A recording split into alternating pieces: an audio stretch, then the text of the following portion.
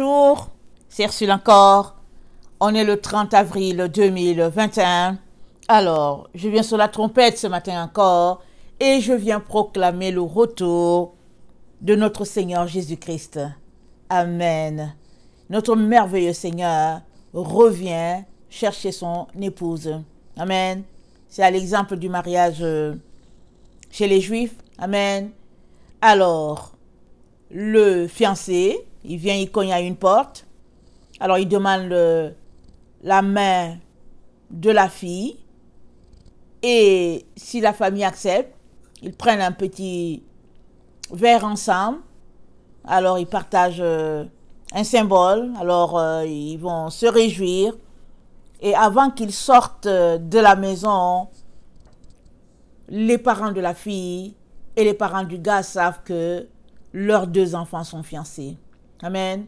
Ils savent que cette fille-là, personne ne peut encore venir cogner à cette porte-ci, parce qu'il y a un homme qui est entré ici et il l'a fiancée.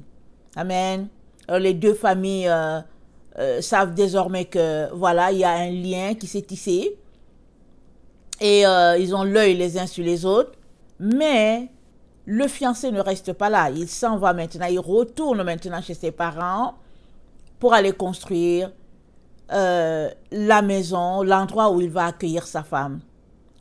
Alors, si ils ne sont pas dans la même ville, c'est une bonne chose. Amen. Parce qu'ils n'ont pas besoin de se voir. Ils aimeraient se voir, mais ils ne sont pas dans la même ville. Mais quand ils sont dans la même ville, c'est plus compliqué parce que souvent on est tenté, on se dit « Ah bon, comment va ma fiancée? Je veux passer à côté pour la voir, etc. etc. » Alors, donc, à cet exemple-là, Jésus-Christ est venu sur la terre. Amen. Et il a donné sa vie. Amen.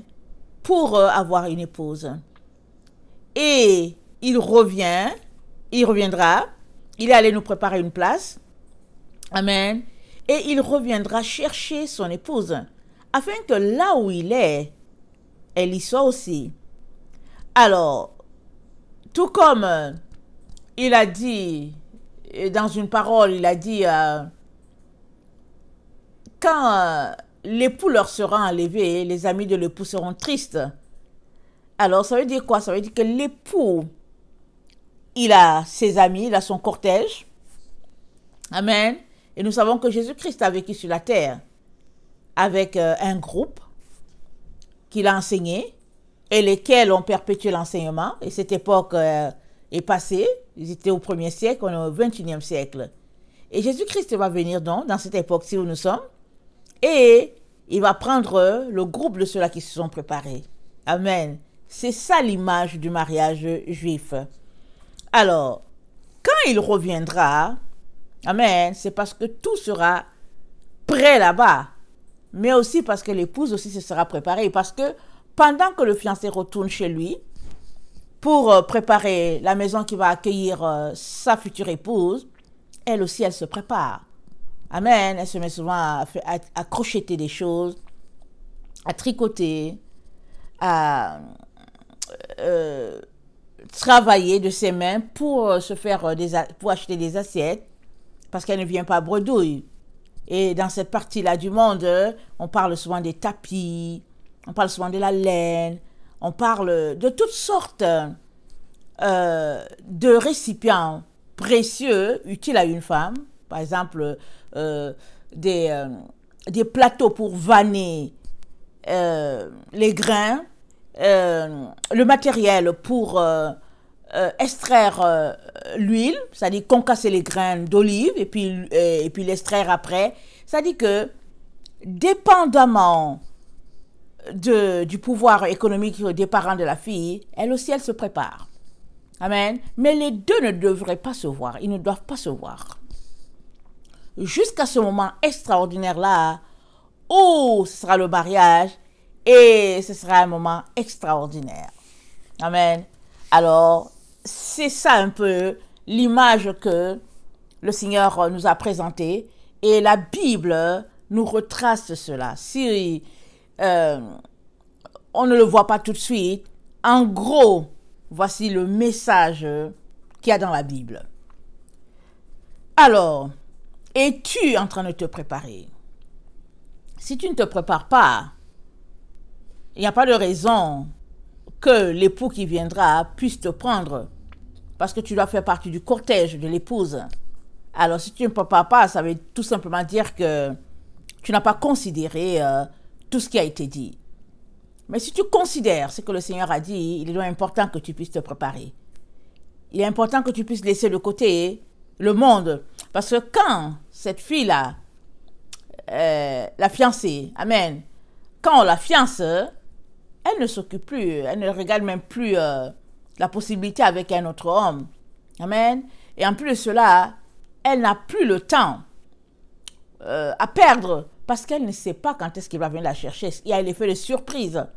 Alors suppose qu'il est parti pour préparer une place et qu'il revient après 6 mois. Elle ne sait pas quand est-ce qu'il va venir.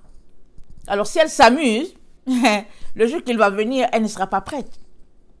Et Rebecca dans la Bible nous donne l'information que Rebecca, elle était prête. Rebecca était prête sans être fiancée, sans avoir un mari, elle était prête.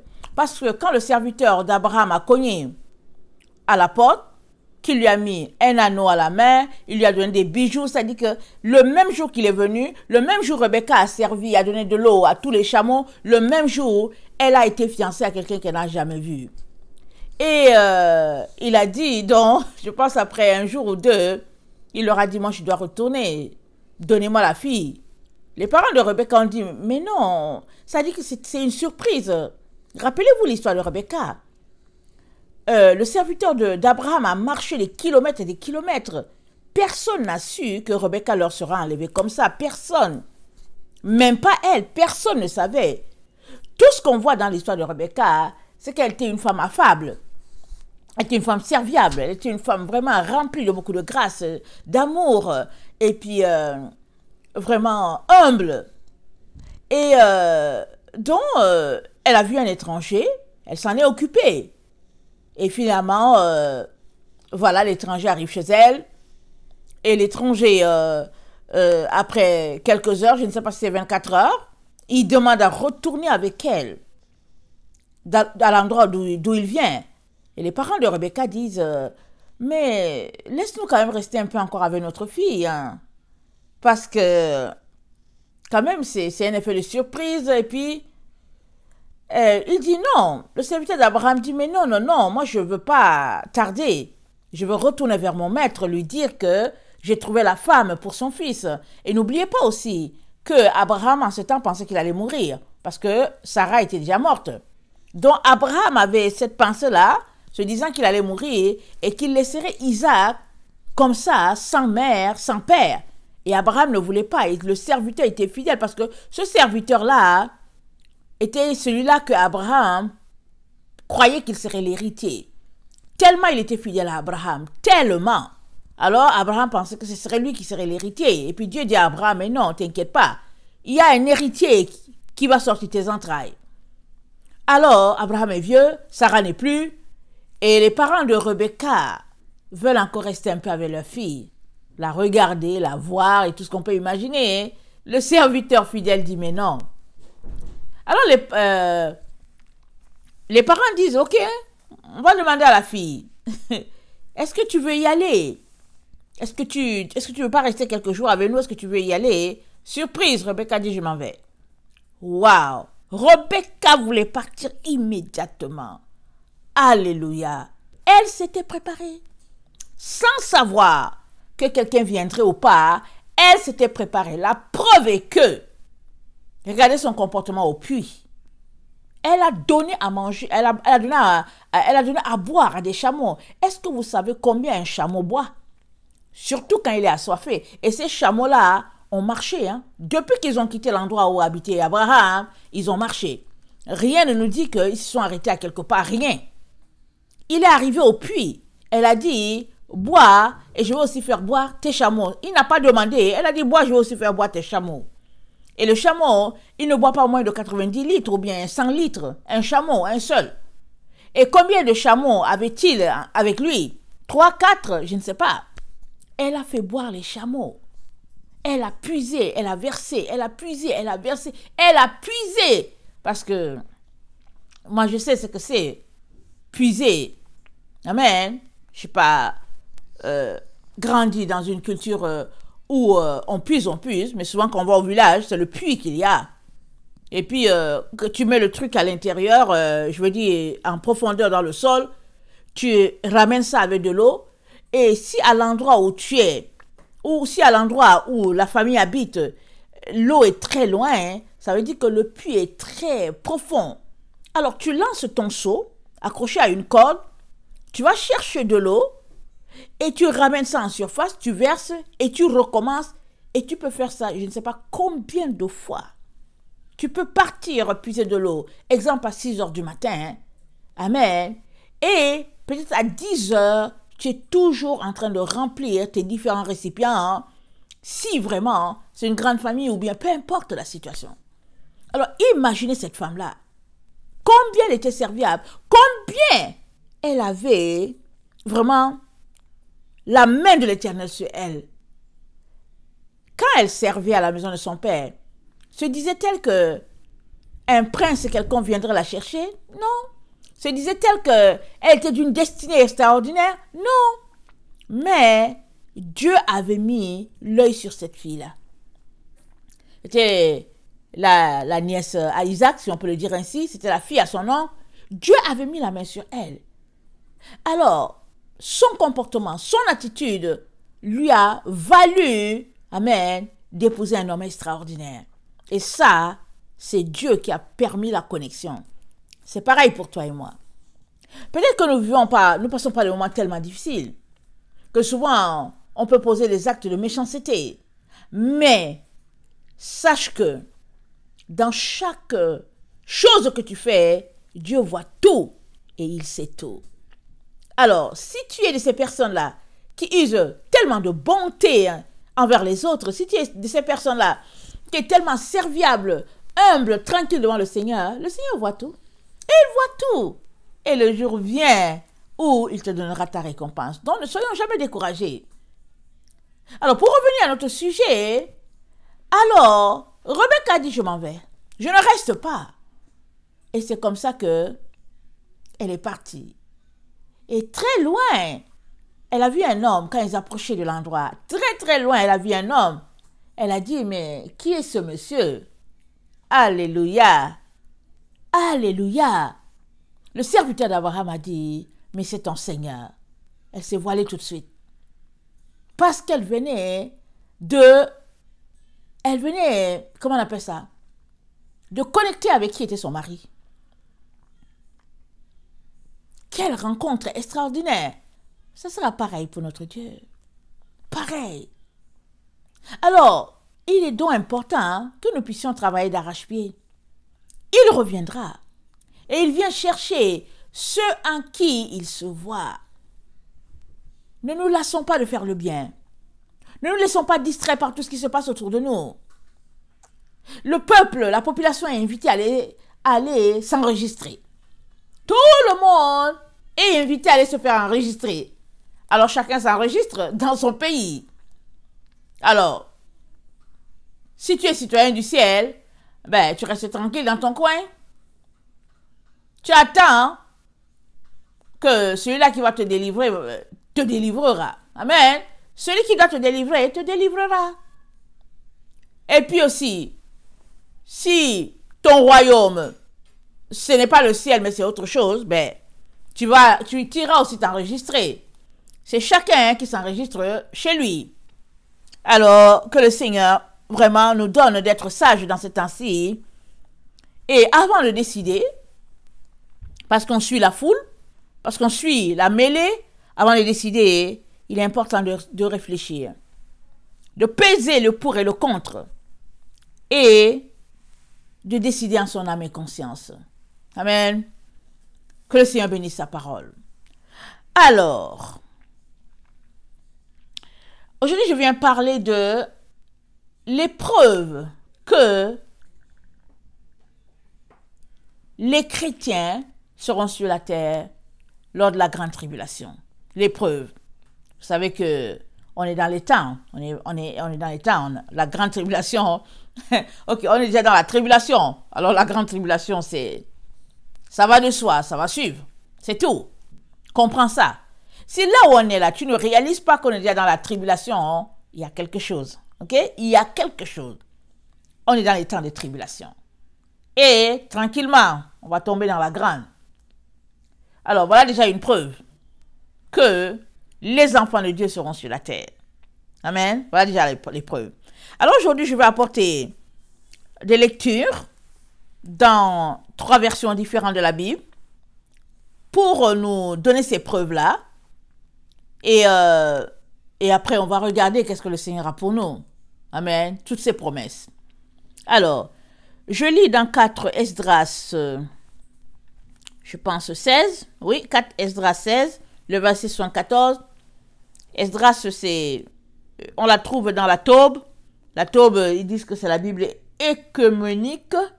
Alors, c'est une Bible qu'ils ont laissée aux catholiques. Mais avant, il paraît que c'était la Bible des protestants. Quand ils ont décidé de ramener les livres de la Bible à 66, alors ils l'ont laissé et les catholiques l'ont pris. Et comme chez les catholiques, on ne lit pas la Bible, alors voilà, la Bible est là. Personne ne l'a lu. Ne la lit, personne. En tout cas, les catholiques lisent au moins la Bible que les protestants. Mais cette Bible-là, elle contient tellement d'informations, que je vous encourage à la lire. Vous serez étonnés de tout ce qu'il y a là-bas qui concerne notre époque. Amen. Alors, je suis dans 4 Esdras 16, je vais lire le verset 74. Alors, c'est l'Éternel qui parle, et c'est écrit « Exhortation finale aux élus ». Les élus, c'est toi et moi. Amen.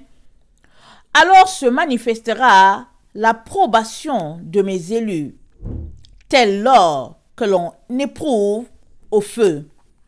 Écoutez mes élus, dit le Seigneur. Voici que sont présents les jours de tribulation. Je vous en délivrerai. Ne craignez pas, n'hésitez pas, puisque Dieu est votre guide. Vous qui gardez mes commandements et mes préceptes, dit le Seigneur Dieu, ne laissez pas vos péchés prendre l'avantage sur vous, ni vos iniquités prendre le dessus.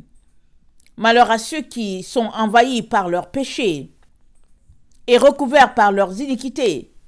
C'est comme le champ qui est envahi par la forêt, dont le sentier est couvert d'épines et impraticable à l'homme. On le laisse de côté et on en fait la proie des flammes. Je répète, écoutez mes élus, le verset 75. Dit le Seigneur, voici que sont présents les jours de tribulation. Je vous en délivrerai. Ne craignez pas, n'hésitez pas, puisque Dieu est votre guide. Et Dieu dit la même parole, en d'autres mots, dans Apocalypse 3, le verset 10, il dit ceci. Apocalypse 3, le verset 10, il dit ceci. Parce que tu as gardé la parole de la persévérance en moi, je te garderai aussi à l'heure de la tentation qui va venir sur le monde entier pour éprouver les habitants de la terre. Je viens bientôt. Retiens ce que tu as afin que personne ne prenne ta couronne. Amen. Alors, persécution du peuple élu. Je retourne dans la Taube. Amen. Ouvre grand tes oreilles. Malheur à ceux qui pêchent et veulent dissimuler leurs péchés. En tout cas, ce n'est pas le temps de cacher nos péchés. C'est le temps de les amener à la lumière, de venir devant Dieu, demander pardon. Amen. De les pointer, de les identifier un à un et de demander pardon à Dieu pour chaque péché.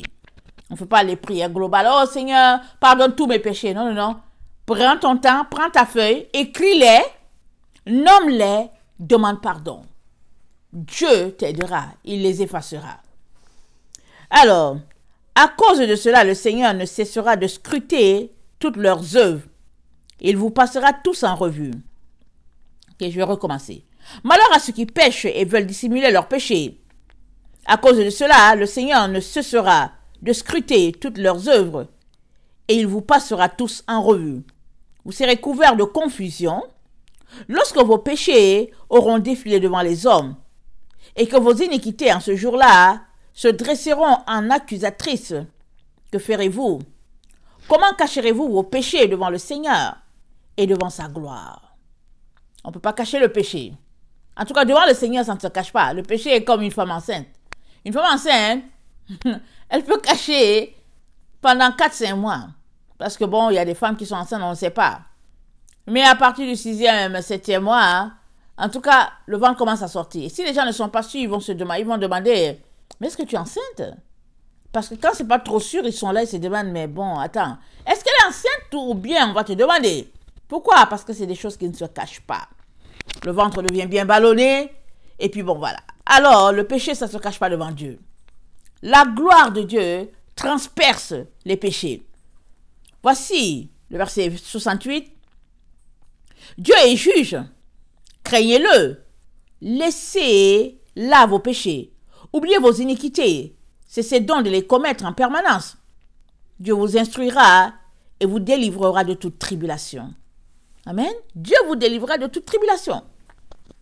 Voici en effet que s'enflamme contre vous la fureur d'une foule considérable. On saisira certains des vôtres et on les nourrira de viande immolée aux idoles.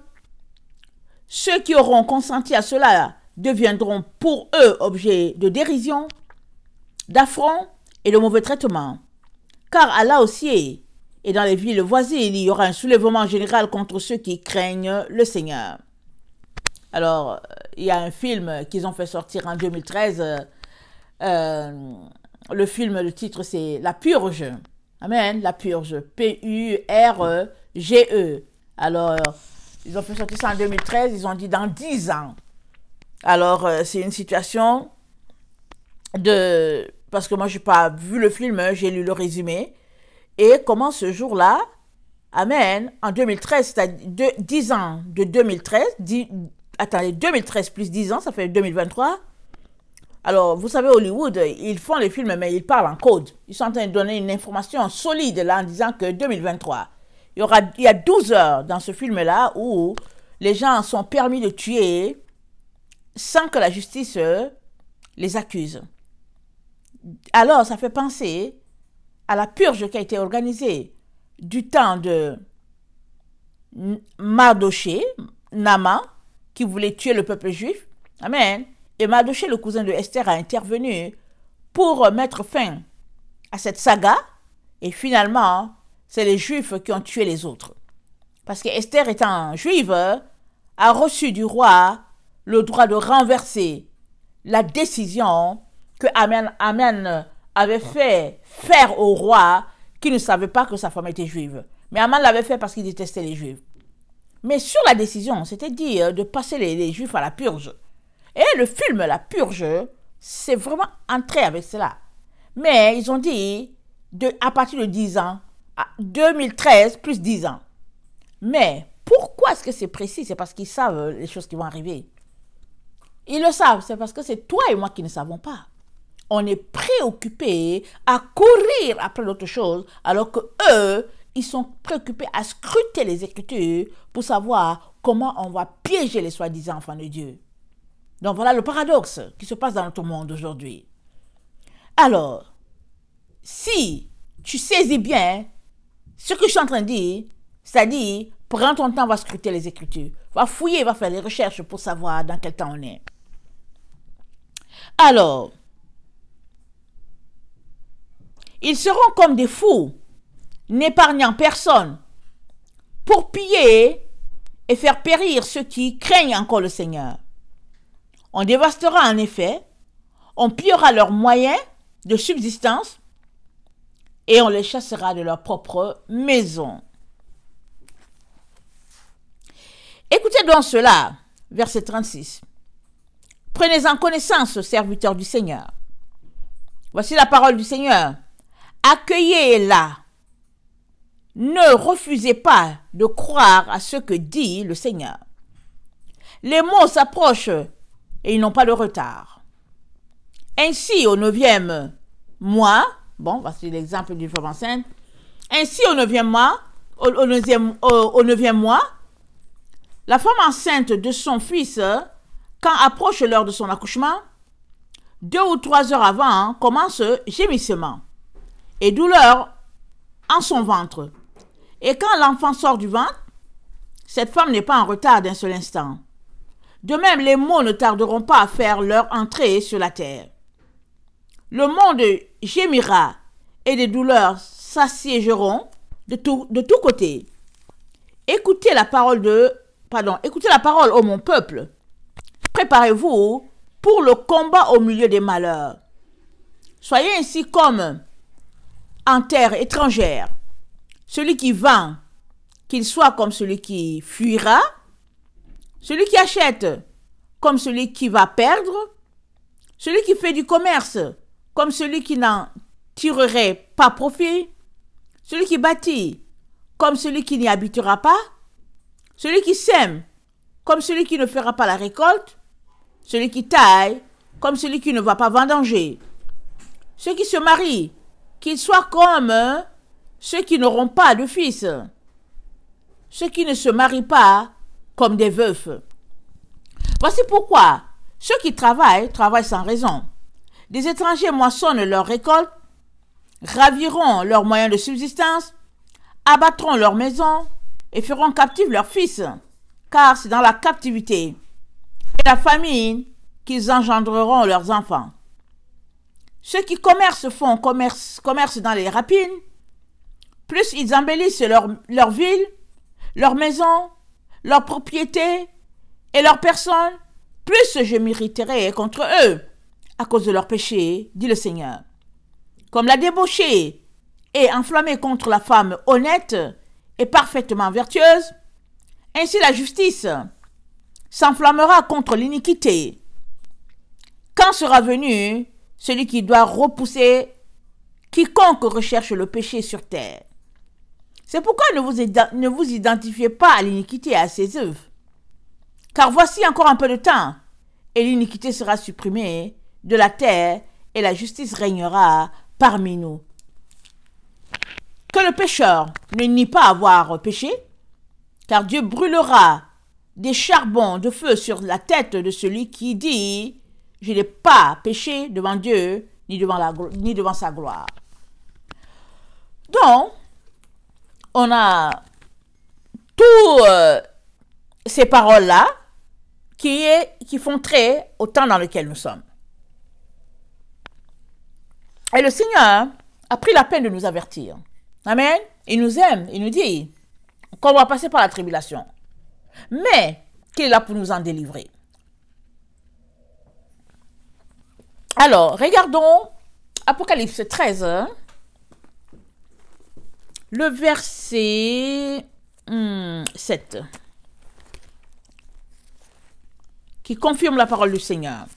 Apocalypse 13, le verset 7.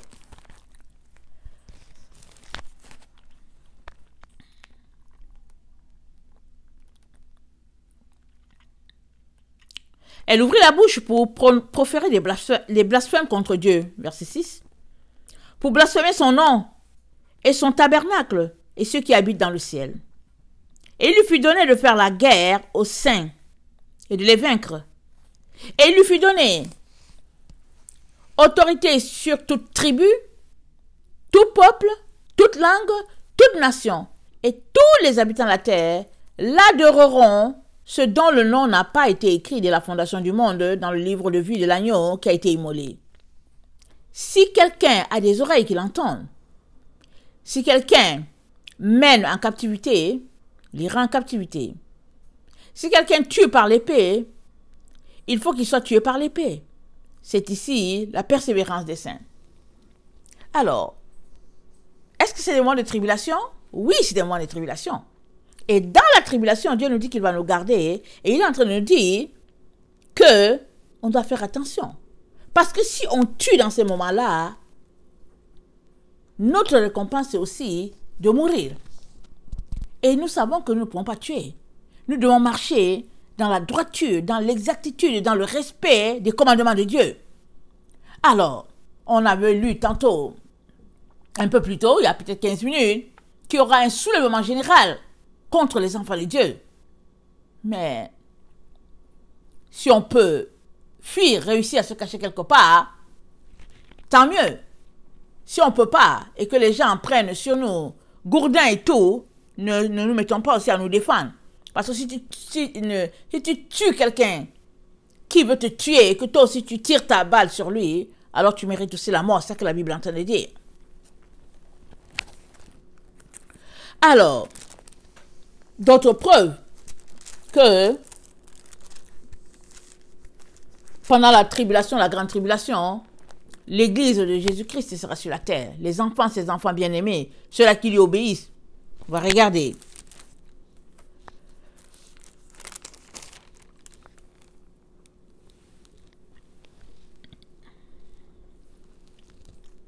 Daniel 11, le verset 31.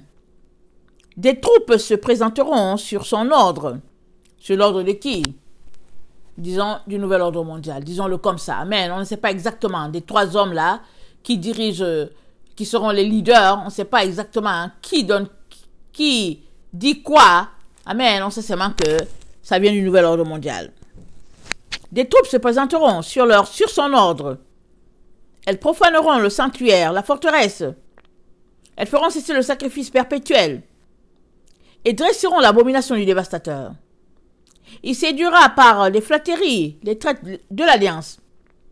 Mais ceux du peuple qui connaîtront leur Dieu agiront avec fermeté. Ceux du peuple qui connaissent leur Dieu, ils agiront avec fermeté.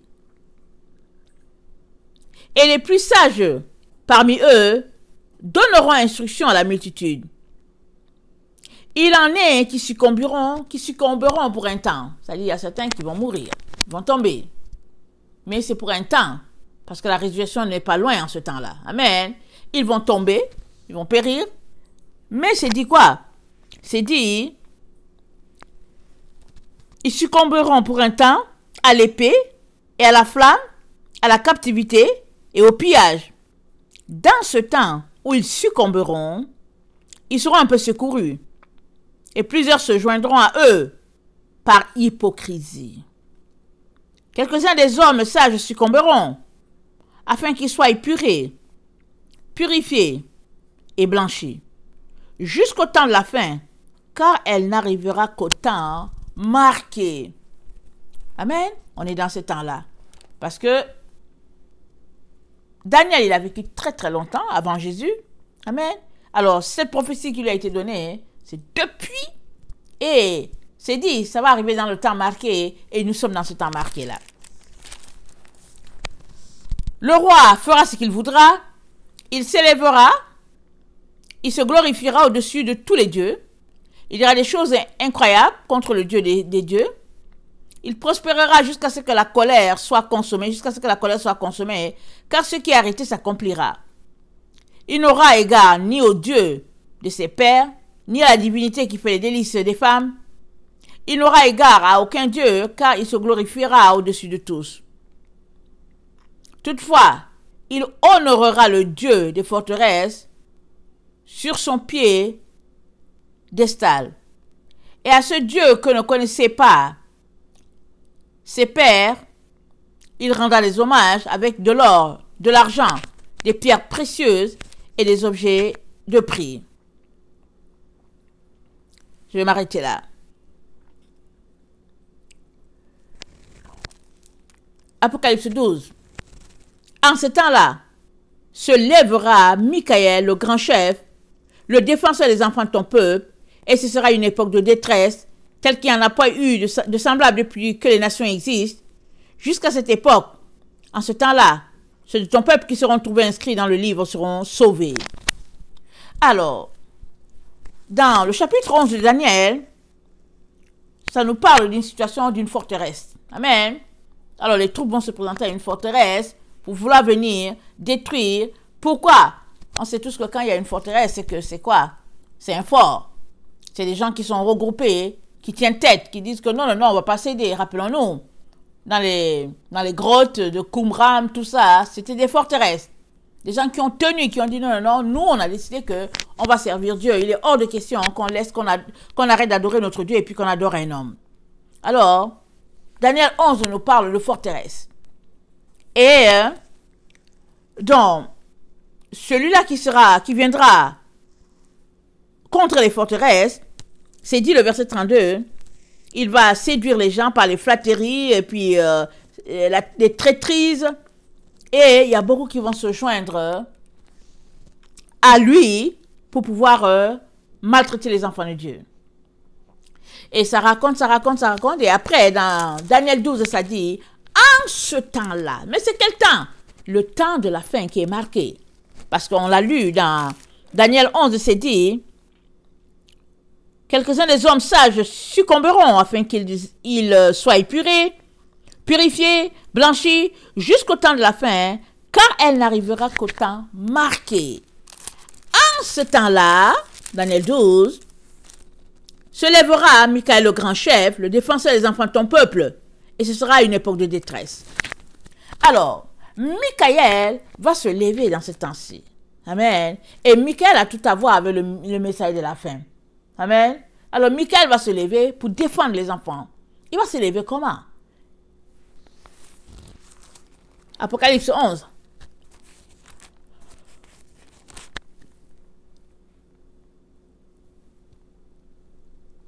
Excusez-moi. Apocalypse 11, verset 3. Je donnerai à mes deux témoins le pouvoir de prophétiser revêtus de sac pendant 1260 jours. Ce sont les deux oliviers et les deux chandeliers qui se tiennent devant le Seigneur de la terre. Si quelqu'un veut leur faire du mal, il faut que du feu sorte de leur bouche et dévore leur ennemi. Et si quelqu'un veut leur faire du mal, il faut qu'il soit tué de cette manière.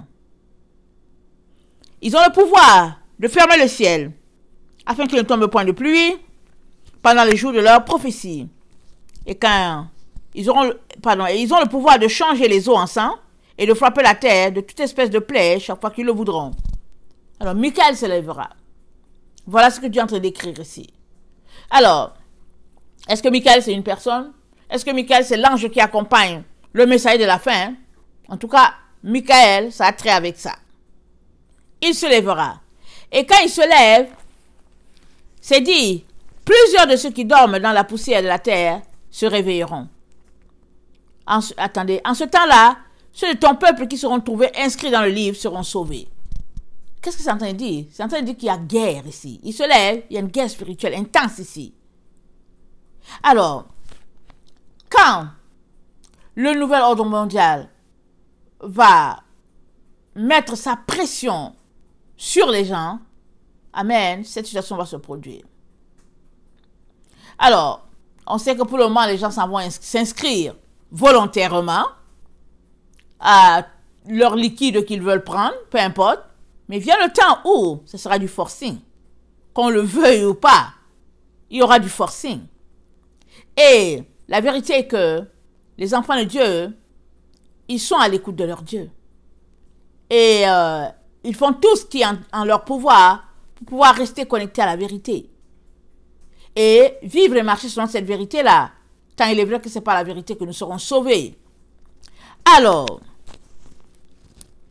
donc, c'est verset 3, ceux qui auront été intelligents brilleront comme la splendeur du ciel. Et ceux qui auront enseigné la justice à la multitude brilleront comme les étoiles à toujours et à perpétuité. Le verset 9. Il me répondit, va Daniel, car ces paroles seront secrètes et scellées jusqu'au temps de la fin. Plusieurs seront purifiés, blanchis et épurés. Les méchants feront le mal et aucun des méchants ne comprendra. Mais ceux qui auront de l'intelligence comprendront. Depuis le temps où ce sera le sacrifice perpétuel, où sera dressée l'abomination du dévastateur, il y a 1290 jours. Heureux celui qui attendra et qui arrivera jusqu'à 1335 jours. Et toi, marche vers ta fin. Tu te reposeras et tu seras debout pour ton héritage à la fin des jours. Alors, Daniel, vraiment, des époques très très lointaines, a vu ce qui arriverait dans notre temps. Et nous sommes dans ce temps-là. Certains vont succomber pour pouvoir s'épurer. Certains seront partis en captivité. Certains, ce sera une situation de chaos sur la terre. C'est pour cela que quelqu'un viendra, quelqu'un de méprisé, comme c'est dit, qu'on lisait, et il viendra comme la solution à cette situation de chaos sur toute la planète Terre. Et Dieu ne manquera pas de répandre son jugement, disant à toute l'humanité, c'est moi qui suis Dieu. c'est moi qui ai créé mon monde, c'est moi qui suis Dieu. C'est pourquoi le psaume 2 nous parle. Attendez, je vais rafraîchir la mémoire. Le psaume 2 dit, pourquoi ce tumulte parmi les nations et ces vaines pensées parmi les peuples? Pourquoi les rois de la terre se soulèvent-ils et les puissances se liguent-ils avec eux contre l'Éternel et contre son oint? Brisons leurs liens, délivrons-nous de leurs chaînes. Celui qui siège dans les cieux rit et le Seigneur se moque d'eux. Puis il leur parle dans sa colère, il les épouvante dans sa fureur. C'est moi qui ai oint mon roi sur Sion, ma montagne sainte. Je publierai le décret. L'Éternel m'a dit, tu es mon fils, je t'ai engendré aujourd'hui. Demande-moi et je te donnerai les nations pour héritage, les extrémités de la terre pour possession. Tu les briseras avec une verge de fer, tu les briseras comme un vase de potier. Maintenant, roi, conduisez-vous avec sagesse. Juges de la terre, recevez instruction. Servez l'Éternel sans crainte. Réjouissez-vous avec tremblement. Baisez le Fils de peur qu'il ne s'irrite et que vous ne périssiez dans votre voie, car sa colère est prompte à s'enflammer. Heureux tous ceux qui se confient en lui.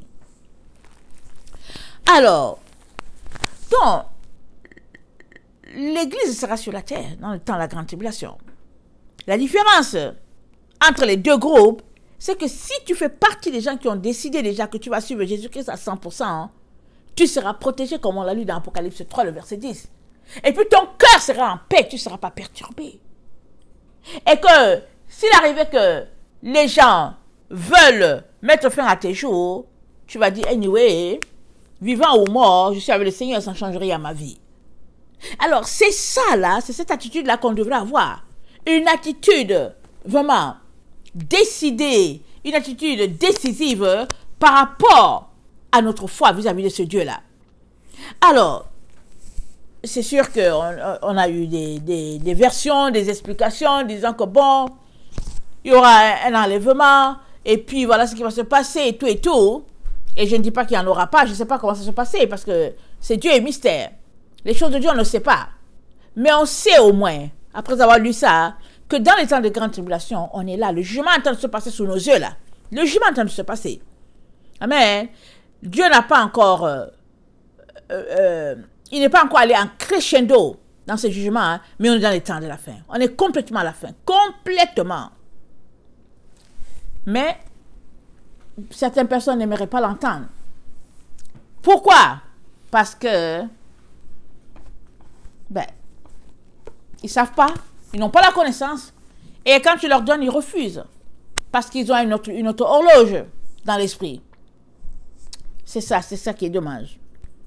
Alors, Apocalypse 16, ça nous dit, j'ai entendu une voix forte qui sortait du temple de Dieu, qui sortait du temple et disait aux 7 messagers, allez, ici c'est bien, c'est écrit messager, amen, il y a des endroits où c'est écrit ange, là c'est écrit messager, parce que souvent quand c'est écrit ange, il y a beaucoup de gens qui sont un peu confus parce que ils voient tout simplement les anges avec les ailes.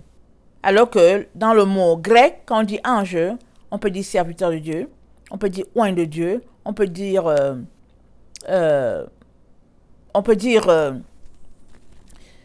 en tout cas, j'oublie le mot, mais au fait, ange, ce n'est pas juste l'ange avec les ailes. C'est ça que j'aimerais que tu comprennes.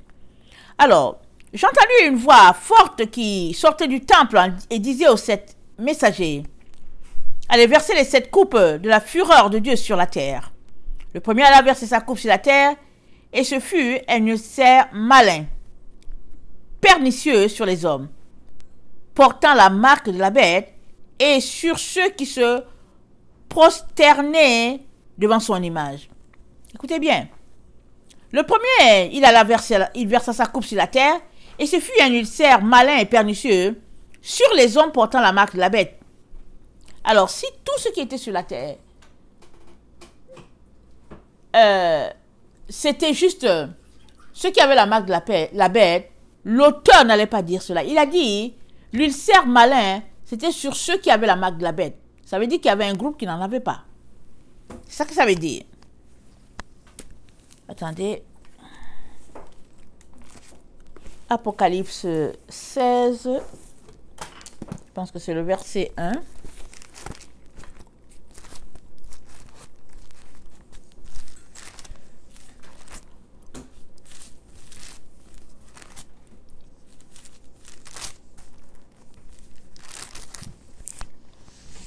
Et j'ai entendu une voix forte qui venait du temple qui disait aux 7 anges, allez verser sur la terre les 7 coupes de la colère de Dieu. Le premier alla, il versa sa coupe sur la terre, et un ulcère malin et douloureux frappa les hommes qui avaient la marque de la bête et qui adoraient son image. Donc l'ulcère a frappé ceux qui avaient la marque, qui adoraient son image. Ça veut dire qu'il y a un autre groupe là qui n'avait pas la marque. C'est pour ça que c'est précisé comme ça. Sinon, ils allaient juste dire, l'ulcère a frappé tous ceux-là qui étaient restés sur la terre et qui n'ont pas été enlevés. Ça veut dire cela. Mais parce que ça n'a pas dit cela, ça veut dire que les deux groupes sont sur la terre.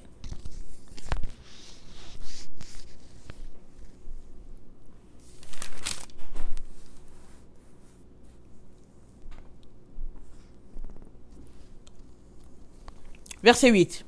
Apocalypse 16, verset 8. Le quatrième versa sa coupe sur le soleil, et il lui fut donné de brûler les hommes par le feu. Et les hommes furent brûlés par une grande chaleur, et ils blasphémèrent le nom de Dieu, qui a autorité sur ses eaux, et ils ne se repentirent pas pour lui donner gloire. Le cinquième versa sa coupe sur le trône de la bête, et son royaume fut couvert de ténèbres. Et les hommes se mordaient la langue en disant, de douleur, pardon. Ils blasphémèrent le Dieu du ciel à cause de leur douleur et de leur ulcère, et ils ne se repentirent pas de leurs œuvres. Le sixième versa sa coupe sur le grand fleuve, l'Euphrate, et son eau tarit afin que le chemin des rois venant de l'Orient fût préparé. Attendez.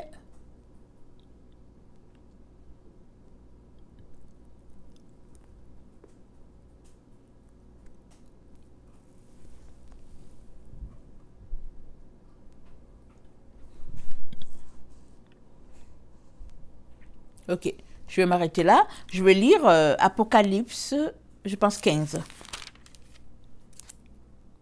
Encore pour montrer que les deux groupes sont là sur la terre. Apocalypse 15. Puis je vis dans le ciel un autre signe grand et admirable.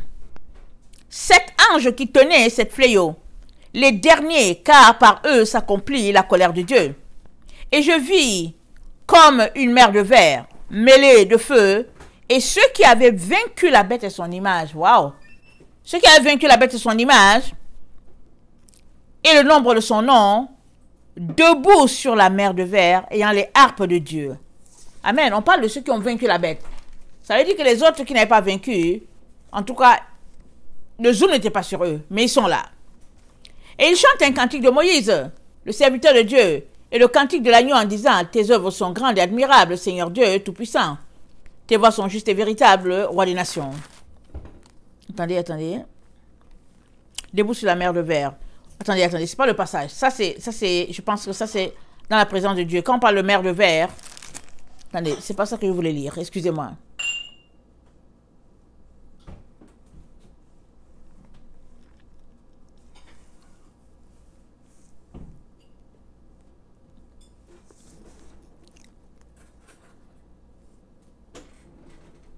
Ok, ok.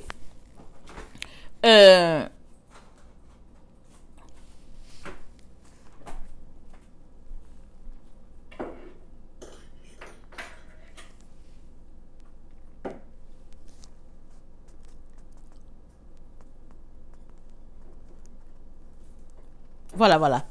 C'est Apocalypse 16. Apocalypse 16, le verset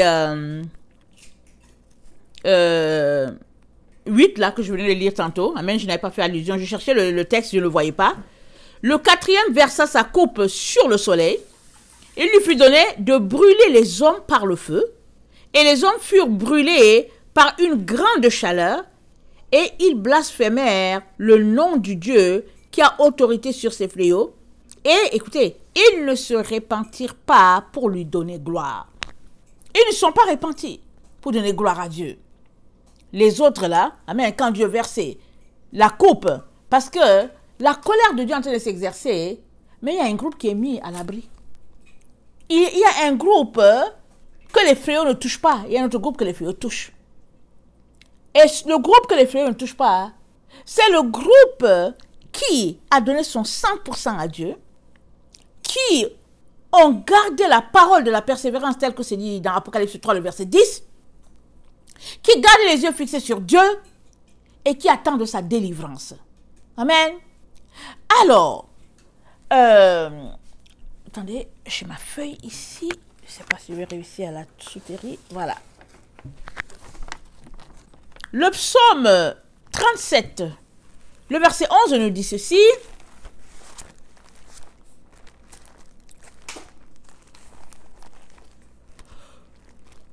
Excusez-moi.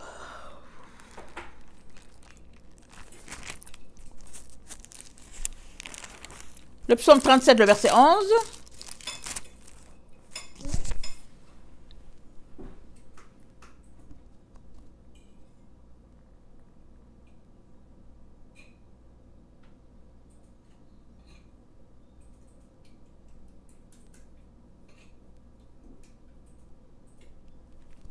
Je ne sais pas pourquoi c'est dit comme ça dans ma version. Attendez, je vais regarder parce que cette version, ça ne donne pas ce que je veux dire. Psaume 37, le verset 11.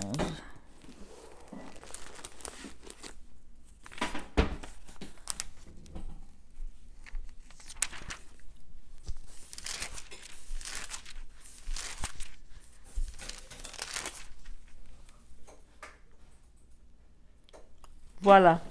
J'ai trouvé ce que je voulais parce qu'il y a une version, c'est dit les misérables possèdent le pays. Alors que ce que j'avais lu, c'est, ok, le psaume 37, le verset 10 et 11. Encore un peu de temps, hein, et il n'y a plus d'impie. Pardon, encore un peu de temps, il n'y a plus d'impie.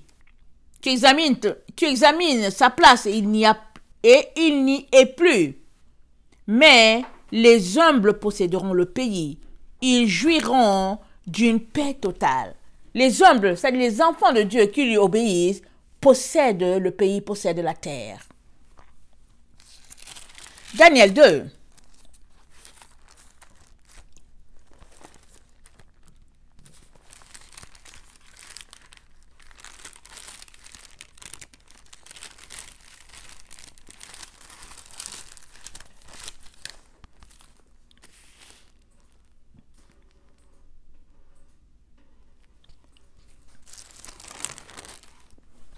Daniel 2, ça dit, le verset 34, « Tu regardais lorsqu'une pierre se détacha sans le secours d'aucune main, frappa les pieds de fer et d'argile de la statue et les mit en pièces.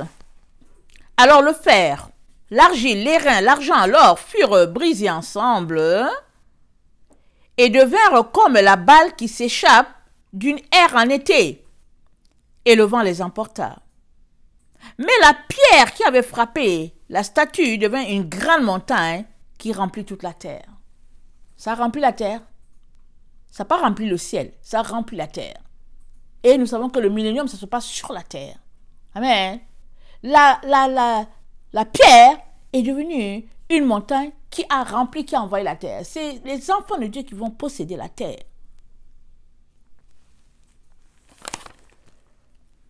Le psaume 72, le verset 7. Pardon. Attendez.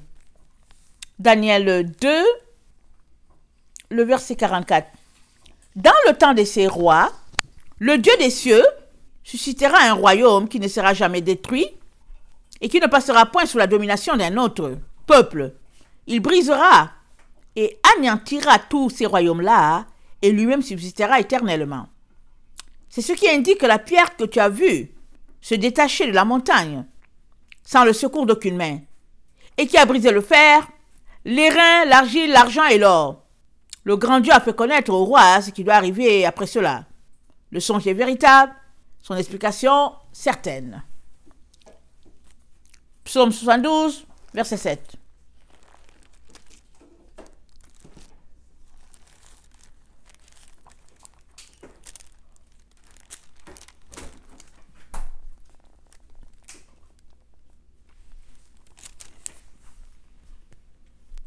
En ces jours, le juste fleurira, et la paix sera grande jusqu'à ce qu'il n'y ait plus de lune. Amen. La paix jusqu'à ce qu'il n'y ait plus de lune. Et nous savons que dans le psaume, ça nous a dit, les cieux et la terre passeront. Amen. Mais la parole de Dieu ne passera pas. Et Dieu dit qu'il va les rouler comme un livre. Ici, ça nous dit que en ces jours, le juste fleurira et la paix sera grande jusqu'à ce qu'il n'y ait plus de lune. C'est-à-dire, quand il n'y a plus de lune, dans le même passage que Dieu a dit qu'il n'y aura plus de lune, il n'y avait plus aussi le soleil. Et pourquoi? Parce que c'était la gloire de Dieu qui brillait à cet endroit-là. C'est dit, l'agneau, et c'est dit, l'Éternel et puis l'agneau éclairent cet endroit-là. Amen. Il éclaire le millénium, le temps dans lequel la nouvelle dispensation, où se retrouveront les enfants de lumière. Et ça, c'est sur la terre. Amen. C'est important de savoir ça. Parce que souvent, on se dit, mais on va au ciel. Non, c'est sur la terre et tout. Mais la vérité, la réalité, amen, ce que la Bible explique, c'est que les enfants de lumière vont posséder la terre. Une nouvelle terre, bien sûr. Une terre refaite à la gloire de Dieu. Une terre où il n'y aura plus les méchants. Mais qu'est-ce que Dieu est en train de nous dire ici? Parce qu'il faut savoir ce que Dieu est en train de nous dire. Amen. Il est en train de nous donner le schéma de ce que nous allons vivre. Amen. Mais souvent, on est pris avec des explications qu'on avait reçues par-ci, par-là, nos lectures et tout. Si bien que on est souvent confus. Amen. Je ne sais pas pour vous, mais souvent on est confus. Mais si on s'arrêtait pour scruter les Écritures comme le peuple de Béré, on verrait très bien le plan de Dieu se dessiner. Dieu est en train de nous dire que nous allons posséder la terre. Il est en train de nous dire que les enfants de lumière, faisant partie de Sion, les enfants de Sion, ceux-là qui sont retrouvés à la montagne de Sion, ceux-là, amen, ils vont posséder toute la terre. Parce que la gloire de l'Éternel va se répandre sur la terre, amen, à travers ces gens-là. Alors si eux, ils possèdent la terre, où sont les méchants? Les méchants seront détruits. C'est eux qui seront détruits. Il est important de comprendre cela. Les méchants ne vont plus rester dans la présence de Dieu. Ils seront bannis de la présence de Dieu. Ils seront bannis de la grâce que Dieu leur a donnée sur cette terre-là. Allons-y, regardez. Luc. Je pense que c'est Luc 12. Je n'avais pas préparé mon texte, mais je pense que c'est Luc 12, ok?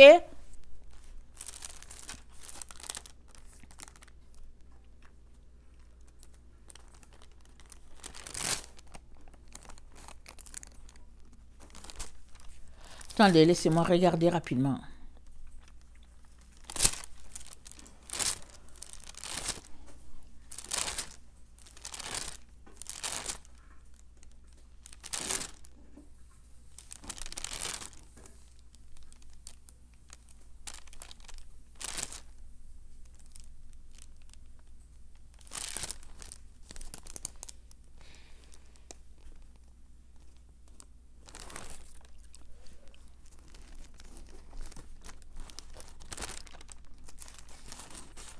Ben, je ne vois pas le texte, mais c'est le texte qui dit « Il en sera comme du temps de Noé, et il en sera comme du temps de Lot. » Et puis c'est dit que le jour où Lot a quitté la ville, a été délivré, une pluie de feu s'est abattue sur Sodome et Gomorrhe. Amen. Lot a été épargné par notre Dieu, et une pluie de feu s'est abattue sur Sodome et Gomorrhe.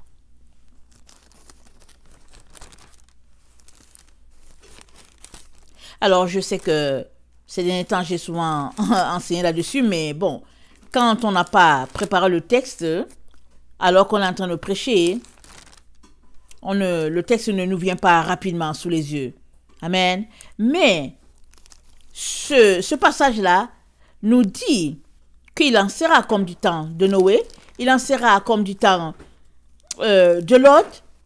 Et quand, au fait, Dieu exerçait son jugement dans ce temps-là, amen, alors un groupe a été épargné alors que l'autre a été détruit.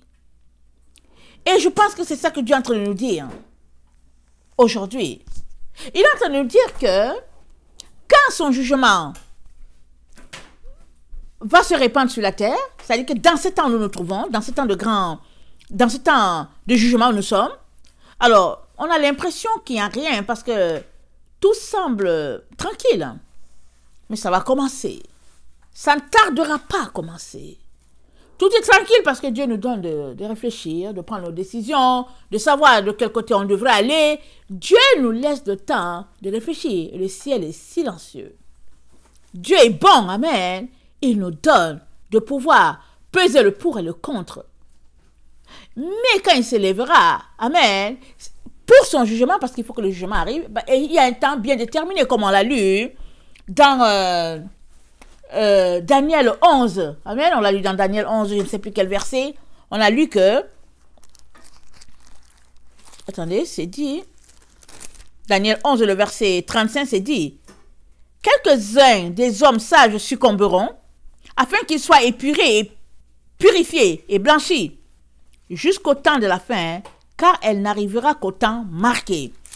Et Daniel 12, le verset 7 nous dit... Et j'entendis l'homme vêtu de lin qui se tenait au-dessus des eaux du fleuve. Il leva vers les cieux sa main droite et sa main gauche et il jura par celui qui vit éternellement que ce sera dans un temps, des temps et la moitié d'un temps, et que toutes ces choses finiront quand la force du peuple saint sera entièrement brisée. Toutes ces choses finiront. Qu'est-ce qui finira? Si on lit Daniel 11, on lit le combat, comment la forteresse sera envahie, comment, au fait... l'abomination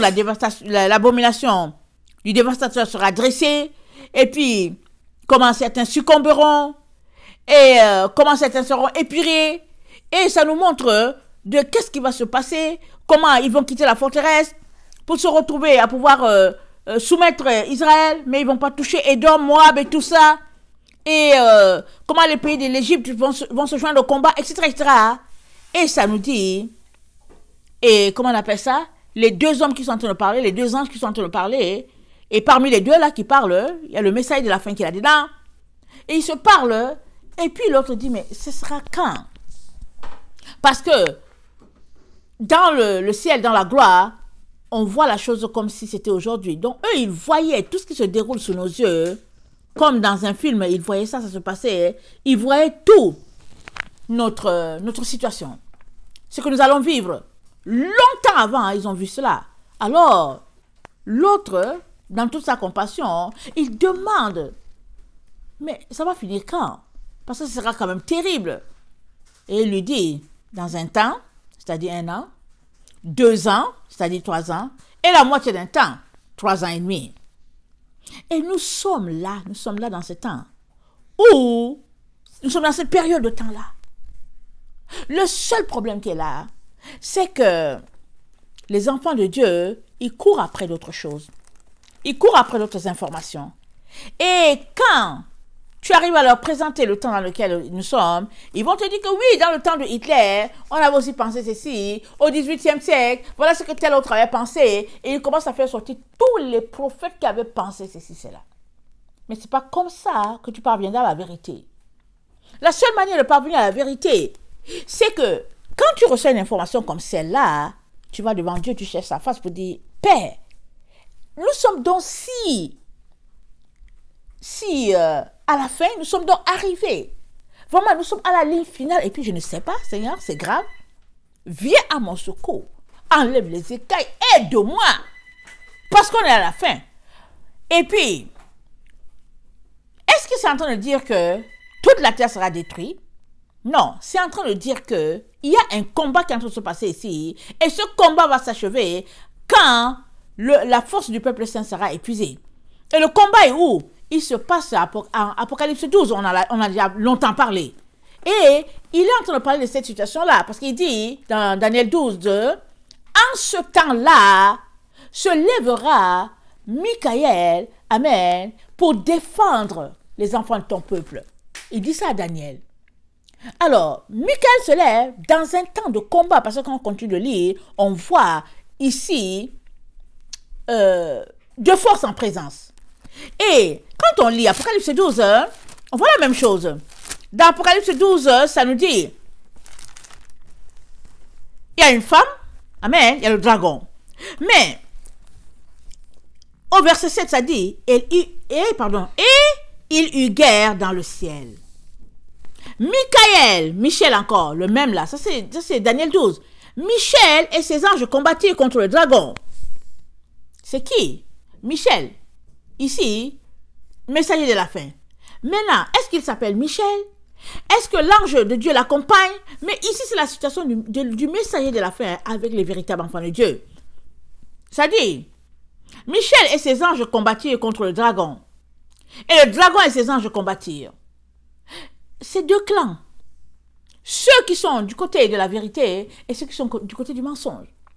Le dragon, c'est Satan. Amen. Mais avant de devenir dragon, il était d'abord serpent. Et aujourd'hui, il est toute une institution, il est toute une organisation. Donc, tous ceux-là qui font partie de l'organisation, qui ont choisi la voie de l'organisation, ils font partie des anges du dragon. Si tu es dans l'organisation, tu fais partie des anges du dragon. Si c'est l'organisation que tu es, tu fais partie. C'est pas moi qui le dis, c'est la Bible qui le dit. Parce que Dieu, ce n'est pas une organisation. C'est pas une organisation humaine. C'est une organisation spirituelle et il nous a dit comment nous devions fonctionner pour faire partie de son équipe. Il l'a dit clair et net. C'est vrai que l'évangile de Jésus-Christ a été renversé. Il y a eu coup d'État. À quelle époque? En tout cas, c'est depuis le premier siècle que ça a commencé. Et puis la courbe est à l'envers. Alors on a l'impression, on pratique de la religiosité. Et puis on a l'impression qu'on est dans l'évangile de Jésus. Mais non, non, non. On est tout simplement à côté. On n'est pas en train de bâtir là où il y a le fondement. C'est pourquoi beaucoup de personnes, leur maison n'a pas de toit. S'il n'y a pas eu de fondement, comment vas-tu mettre une clôture? Il n'y a pas de fondation. Ta maison n'a pas été fondée. Alors comment pourras-tu mettre une clôture? Souvent, il y a des gens qui font les rêves, qui disent « Ah, mais j'ai rêvé, ma maison n'avait pas de clôture. » Ou bien « J'ai rêvé, notre église n'avait pas de clôture. On était juste là, on n'avait pas de clôture. » Mais le Seigneur est en train de vous dire que, anyway, il n'y a pas de fondation. S'il n'y a pas de fondation, tu vas mettre la clôture comment? Parce que anyway, ça va s'écrouler. Alors, il est en train de vous dire que pour clôturer, il faut avoir l'aval de Dieu. Or, la fondation a débuté par les prophètes, par les apôtres. Amen. Jésus-Christ, c'est la pierre angulaire. Et nous sommes la génération qui couronnons le tout. Si nous bâtissons là où ils ont bâti, si nous sommes sur la même fondation, si nous sommes en train de monter les murs avec eux, alors nous sommes sur la bonne fondation. Mais si nous sommes dans le leur, là, en train de bâtir à côté, et puis on bâtit, mais ça va, le feu, la paille, ce sera comme le feu qui prend la paille. Ça sera détruit. C'est ça la comparaison de Jésus. Il a dit, il y a deux maisons qui ont été bâties. L'un a marché selon la volonté de Dieu, il a bâti sa maison sur le roc. L'autre a marché selon vraiment sa propre volonté, et sa maison était comme bâtie sur le sable. Et quand le vent est venu, la maison du sable s'est écroulée. C'est ça que Jésus-Christ est en train de nous dire. Et le message de la Bible, il n'est pas différent, amen, de ce que notre Dieu nous a apporté. Il n'a pas, ça dit qu'il n'est pas différent. Il ne peut pas être différent.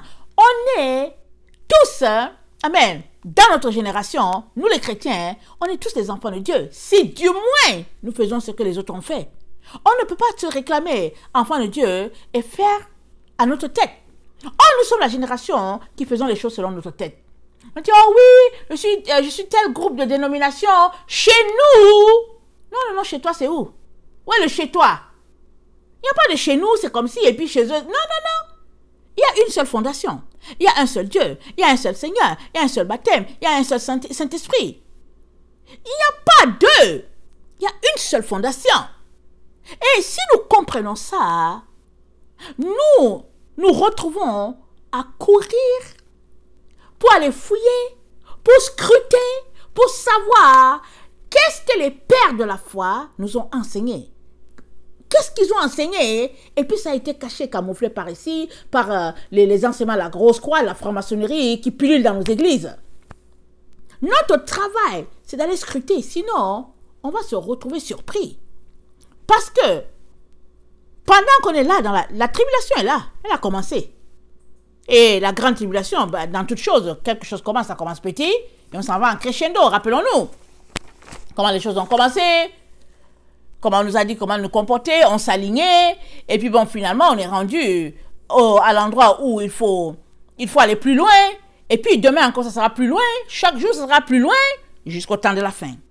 Et la Bible dit, celui qui persévérera jusqu'à la fin, parce qu'il y a une fin marquée. Maintenant, la fin, est-ce que c'est après les 1 temps, 2 temps, 3 temps? Amen. Est-ce que c'est la fin totale? Ça nous dit que quand la force du peuple saint sera finie, ça sera la fin. La fin pour les enfants de lumière. Mais les autres, amen, ils vont se retrouver vraiment nez à nez avec, comment on appelle ça? Avec les choix qu'ils auront faits. Et regardez quelqu'un qui se retrouve, prenons l'exemple de quelqu'un qui a embarqué dans l'histoire de l'intelligence artificielle. C'est dit que les gens chercheront la mort, mais elle fuira. Pourquoi est-ce que les gens vont chercher la mort et puis elle va fuir? C'est parce que tu es un humain. On t'aura embarqué dans une histoire de technologie. Ça sera dans ton corps. Et puis, tu ne seras pas en train de te gérer toi-même. C'est une machine qui va te gérer. C'est quelqu'un d'autre qui te gère. Tu veux dormir, tu ne peux pas dormir. Tu veux rire, tu ne peux pas rire. Tu veux mourir, tu ne peux pas mourir. Les gens vont chercher la mort, mais elle fuira. Et ce n'est que le Seigneur Jésus-Christ avec son armée d'anges qui va venir détruire tout ce désordre-là que l'être humain aura mis sur la terre. Et le Seigneur nous dit, c'est la fin. Parce que la fin, ça dit, quand Dieu dit que c'est la fin, ça veut dire quoi? Ça veut dire que Dieu a dit, terminus. Dieu a dit, ça suffit. Je délivre mes enfants. Et je les mets dans les dispositions du millénium. C'est dans ça que nous sommes. Amen. J'aimerais vraiment vous intéresser à aller encore chercher, à fouiller, à prendre au sérieux ce que vous entendez et à crier au Père afin qu'il vous soit donné vraiment d'échapper. Amen. Qu'il nous soit donné. Amen. Disons-le comme ça. Qu'il nous soit donné. Parce que je ne suis pas exclu. Amen. Ne nous laissons pas berner. Ne nous laissons pas manger la laine sur le dos. Mais avant de nous engager sur une voie qui nous est proposée, réfléchissons. Demandons-nous si Dieu est là-dedans ou pas. Et si nous entendons que Dieu est là, questionnons la voix. Est-ce que c'est Dieu qui nous parle ou bien c'est la voix des démons qui nous parle? Questionnons. Et tenons-nous droit. Parce que c'est dit, qui tiendra debout quand le Fils de l'homme paraîtra? Qui? Luc 21, le verset 36. Qui sera debout? Que le Seigneur bénisse sa parole. Je vous aime beaucoup et Dieu davantage. Maranatha, Jésus revient. Amen et Amen. Alléluia.